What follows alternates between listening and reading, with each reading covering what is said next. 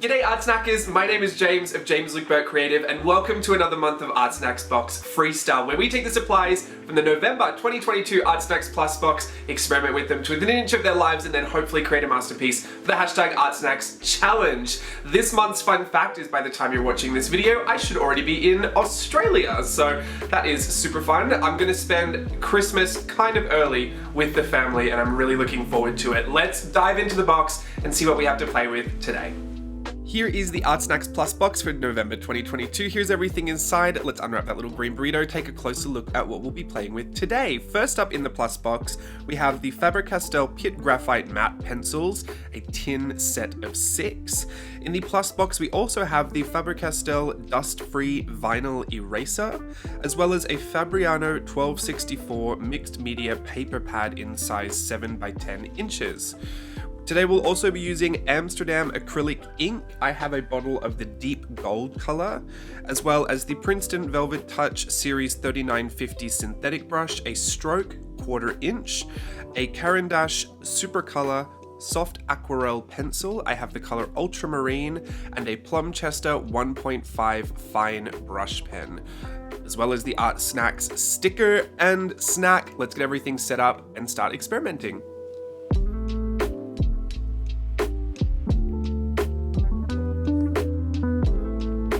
First up out of the gate, we have the Plumchester 1.5 fine brush pen. This is an ArtSnacks exclusive, and a little bit of extra info from the menu card in the box tells me that this is a soft and flexible tip that holds just enough firmness for superior line work.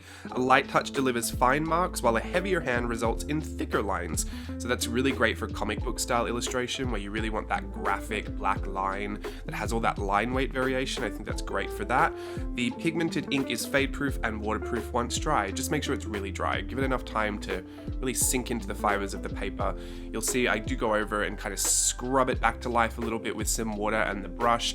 That generally happens. You can get a bit of that gray cast if you've layered a lot of the ink on top of each other and it all hasn't dried and sunk into the paper yet. So just a good note on that. It happens with any pen, any ink, even if it's waterproof, and that's just a user thing to note. It doesn't make it not waterproof. You need to give it a good bunch of time, or just a quick flash cure with the heat gun or a blow dryer if you have one. Be careful with the blow dryer because it'll blow everything away. But yeah, just make sure it is really dry and then it's nice and waterproof. I should also say that those kinds of pens, my rule with brush pens is the longer and softer the bristles, the harder they are to use, or the more difficult. They are hard, I'm not gonna lie. I was gonna say they're not hard, no, they totally are. They can be really difficult to control. So I always say that if you're starting out with brush pens, you want something that doesn't have individual bristles, so it has that kind of a felt tip, and that is a little bit shorter and a little bit more firm. And this one I would say is a really good introductory brush pen, because all of those factors combined make it a lot easier for you to control the brush tip. So I would say this one's a really good one if you're someone that either struggled with brush pens in the past and want to give it another go, or if you're just starting out and you want a really good introductory brush pen. Those are my things to think of.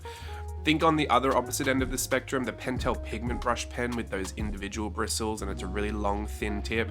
Those are some of the hardest ones to use. I love them personally, but I find a lot of people start there and get very intimidated by that. So I would point you in this direction if you were looking for something a little easier to start out with. The Supercolor, the watercolor pencil, I got some info on that here too. The one thing I thought was pretty relevant to my findings here is the brilliant color remains intense, wet or dry, resulting in unlimited blending possibilities. And I had an ultramarine. It was a beautiful lay down as a pencil, and then when I activated it, it was nice and vibrant, nice and vivid blue, and I really like that. A lot of watercolor does tend to dry lighter, but this was just as vibrant when I activated it with water, and it blended out really nicely. There was still a bit of pencil texture after I wet the pencil crayon and put it onto the page, but I really like that. I think if you're going to use a watercolor and you don't want any of that pencil crayon texture, I would just go for the straight watercolor. I do like using the pencils to keep some of that texture around. I think it's a nice kind of layered look. We have the synthetic brush, and here we have just a bit of info on that too, that it is made of high quality synthetic fibers. It can be used with various mediums, which make it the ultimate mixed media tool, which I really like. I like brushes that I feel confident using any kind of paint with. because I will pick up anything that's at my desk and use it. And I like a good synthetic brush. Has a nice snap to it as well. It's always good to also use different styles of brushes. I get really comfortable with round brushes because they're kind of a good all-rounder, pardon the pun. But the flat brushes are really interesting as well. Those kind of square-shaped brushes, just because you can't really control them as well as you can a round brush. You can't really get into those corners like you would want to, so it kind of makes you paint a little bit differently. And so I always encourage people, once they're feeling a little bit more expressive, to ditch any paintbrush that you might be able to get too fiddly with, and usually start with a square or a flat brush like this. So I really enjoyed that. We also have the Faber-Castell Pitt Graphite Matte Pencils. Now, I can't tell you how excited I was for these, because I have one very specific problem that I have never been able to address. And it never even occurred to me the problem that I was having could be solved by a matte pencil, because I don't even know if I thought they existed. I use a ring light. I use a lot of artificial light after the sun goes down to do lots of art at my desk, and I feel like I can never use pencils if it's not daylight, because the glare is so bad. This has solved my problem. I am so happy they're in here, and it was a whole tin of 6 as well, so that just made me super happy. I'm going to read you out the menu description here. Introducing graphite without a glare. Yes, please. Faber-Castell Pitt Graphite, there you go. Pitt Graphite matte pencils feature dark matte graphite specifically developed to reduce reflection on paper. They're ideal for monochromatic graphite work, offering the highest tonal density. Oh goodness, here I go. I don't think I can read today. Offering the highest tonal value density for maximum depth. This set of 6 contains a variety of pencil grades: 2B, 4B, 6B, 8B, 10B, and 12B. So yes, I'm just loving the fact that they're glare free. It has been my problem. Oh, here I go with a big mistake. Oh, there it goes.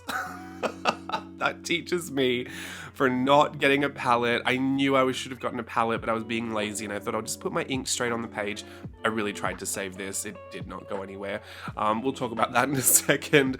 So happy that I have these glare-free pencils. I feel like they're going to be such a lifesaver for once the sun goes down and I want to use my pencils. Who knew I needed a problem solved and there was the answer.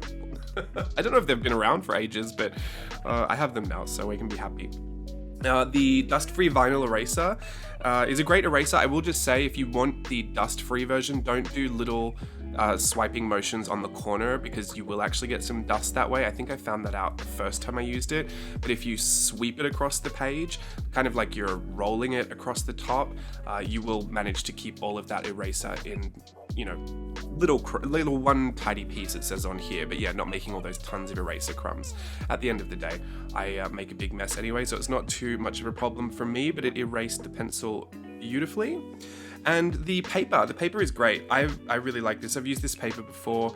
I've been through a good portion of the last notebook that I had of this, and it is a great in-between paper. It feels like a sketchbook paper, but it does hold up to watercolor, and I think that's what you want when you're being experimental and when you're really trying new things and you're working with a ton of different supplies, and you want to feel like you're just free to play. I try to tell people, just use the good paper, because there's always more paper coming. But at the same time, I do know what it feels like to have some really expensive paper and not necessarily want to just chuck all your supplies at it. So I really like this kind of paper that will take all of the supplies, but doesn't feel like I'm using, $2 a sheet to see what it all does. I mean, definitely once you're feeling happy with your experimenting, go for the $2 per sheet paper. But this to me feels like, and especially in a notebook like this that's perforated, there's tons of paper in there, this feels like it gives me the permission to play and experiment and just run wild with the supplies that I've got. So that is what I've decided to do here.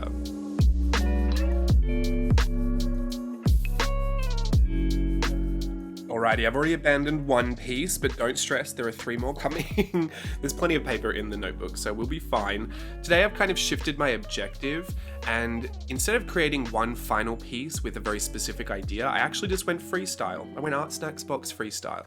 I wanted to show you kind of how I would intuitively and expressively use art supplies that were new to my studio. So say my ArtSnacks Box Plus turned up and there was no cameras on.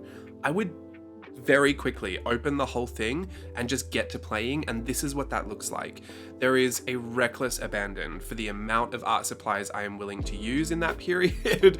I will add everything to the page, and I'm pretty much going to draw or illustrate or paint anything that I feel familiar with, or I feel like I'm currently in the mood for, or I'm currently doing. Like, say I'm on this bender where I'm just drawing fairies, you know, non-stop, I'm most likely going to sit down and start drawing the fairies.